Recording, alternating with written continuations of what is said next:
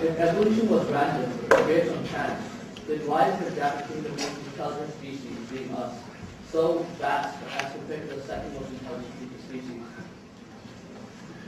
The gap between us and the second most intelligent species is not that vast. The more we come to learn about other primates, you have right here at York, which is actually at the other campus, you have one of the world's foremost specialists in orangutans.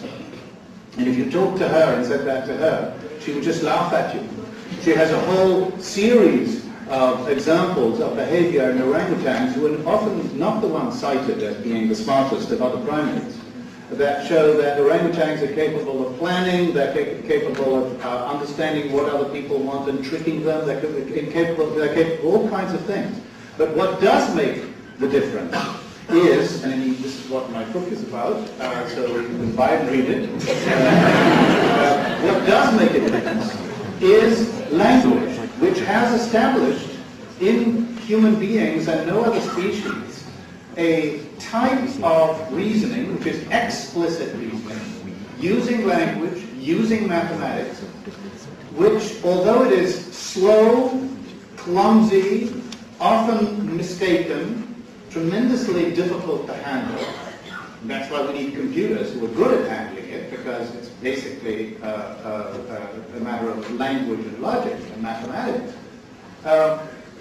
We need it in order to do things that only human beings do.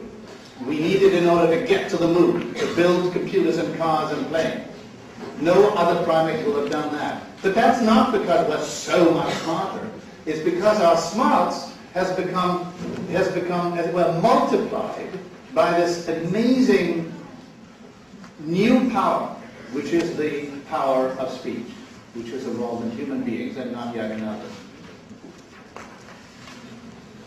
Without wanting to make any sort of pronouncement on neo-Darwinian evolutionary theory, it seems to me Dr. D'Souza takes back with the right hand what he gives with the left.